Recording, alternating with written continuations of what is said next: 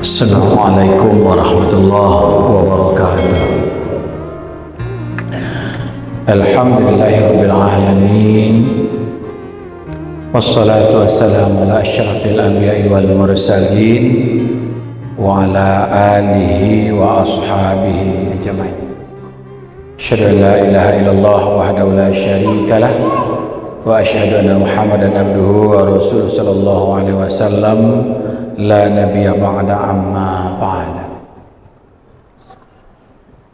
A'udzu billahi minasyaitonir rajim. Bismillahirrahmanirrahim. Man zal ladzi yuqridullaha qardan hasanah wa yudha'ifahu lahu ad'afan katsirah wallahu yaqbidu wa yasutu wa ilaihi turja'un. Sadaqallahu alazim. Jemaah seluruh yang dirahmati Allah,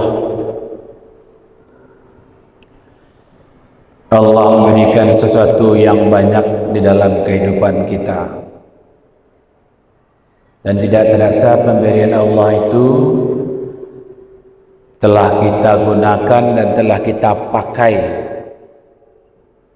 saban waktu, saban hari dalam kehidupan kita, sehingga kalau kita menggunakan hitungan tanggal, bulan dan tahun,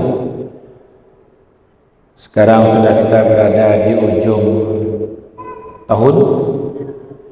Maka kalau dihitung di awal tahun 2024, sudah banyak nikmat Allah yang telah kita gunakan dan kita pakai.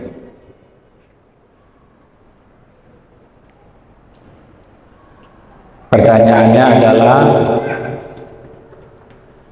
sebanyak itu kita memakai, menikmati, memperoleh anugerah, nikmat serta karunia daripada Allah Subhanahu wa taala, apa yang sudah kita perbuat dan kita lakukan. Dalam ayat tadi, dalam kitab Mardawi, Rasulullah SAW satu saat berdoa atas permintaan umatnya, ya Allah, tambahkanlah karunia kepada umatku, kata Rasulullah SAW. Lalu turunlah ayat ini yang menceritakan barang siapa yang mau meminjamkan pinjaman yang baik kepada Allah Subhanahu wa taala,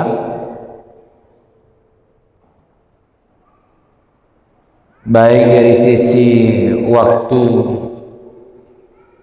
harta, bahkan nyawanya kepada Allah Subhanahu wa taala, maka Allah akan melipat gandakan pahala orang-orang yang memberi pinjaman tersebut kepada Allah Subhanahu wa taala. Kalau secara konsep, apa perlu Allah kepada kita? Kan tidak ada. Lalu kenapa ayat ini Allah membutuhkan pinjaman? Apa iya juga Allah memerlukan pinjaman dari makhluk yang diciptakannya sendiri? Maka maksud dari ayat ini adalah, jika engkau ingin ditambah segala sesuatu yang hendak engkau inginkan, maka pinjamkanlah segala kebaikanmu kepada Allah Subhanahu wa taala. Artinya, berikanlah, infakkanlah, sedekahkanlah sesuatu dengan ikhlas di jalan Allah Subhanahu wa taala. Maka balik dari pertanyaan tadi pada kita, apa yang sudah kita berikan kepada Allah?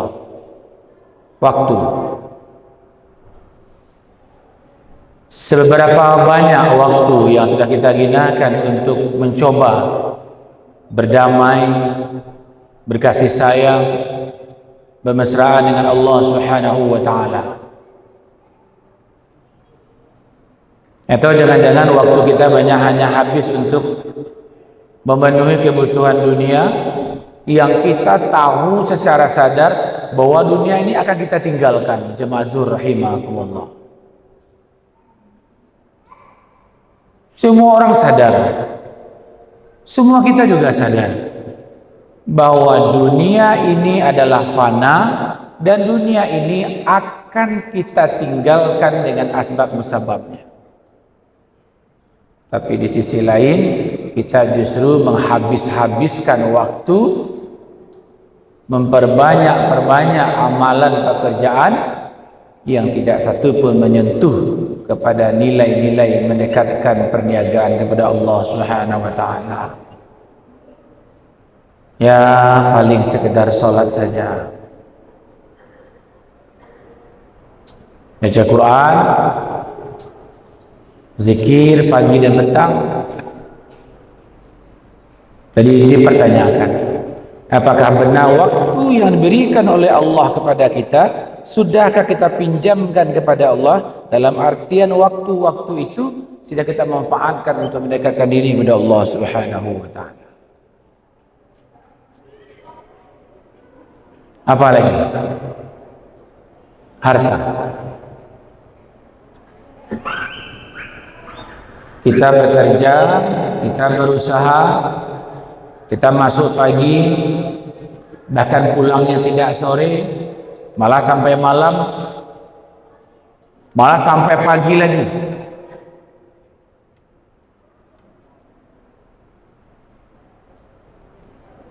Celakanya pekerjaan-pekerjaan yang kita lakukan dan kita mendapatkan sesuatu darinya, apakah berupa penghasilan, apakah berupa gaji, apakah berupa salary dan lain sebagainya, justru digunakan untuk hal-hal yang mencelakakan diri sendiri. Salah satunya adalah judi online. Hampir 23,3 juta lebih para pengguna judi online. Dari sebanyak itu 80.000 adalah anak-anak usia di bawah 10 tahun.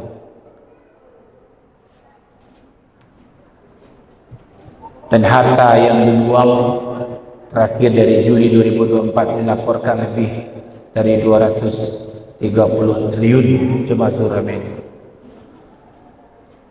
Inilah yang patut kita refleksi sendiri. Kita capek-capek kerja, pontang-panting, kepanasan, kehujanan.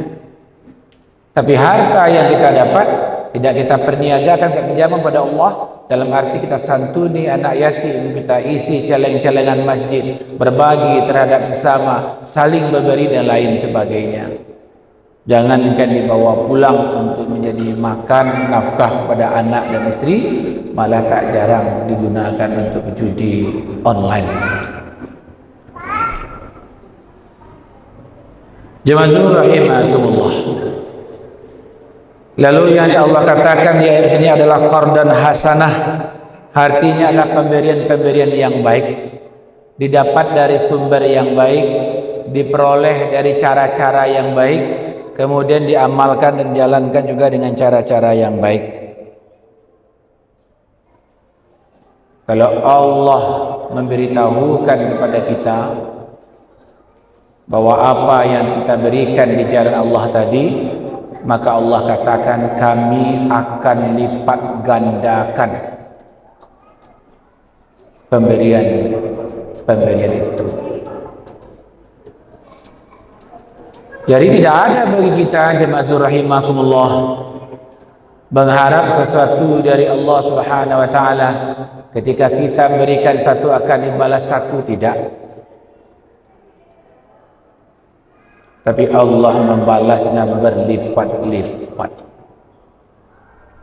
Dengan catatan pemberian-pemberian itu, amalan-amalan itu, kegiatan-kegiatan itu murni lillahi ta'ala. Kenapa? Karena Allah akan membalisi orang-orang yang mengikhlaskannya. Jadi apapun yang diberikan ujian oleh Allah Subhanahu wa taala kepada kita, apapun takdir yang diberikan oleh Allah kepada kita, dan itu memang setiap kita akan menempuh jalannya masing-masing, tidak akan sama satu dengan yang lainnya. Maka bagi kita, mau kita disempitkan, mau kita dilapangkan, mau kita merasa cukup, mau rasa kita kekurangan, bagi kita adalah memberi kepada Allah Subhanahu wa taala adalah jalan untuk kita mendapatkan sesuatu yang banyak, yang berlipat ganda daripada Allah Subhanahu wa taala. Maka jemaah zuhur rahimakumullah, tiadalah malas bagi kita, tiadalah terbatas bagi kita untuk memanfaatkan waktu sebanyak-banyaknya.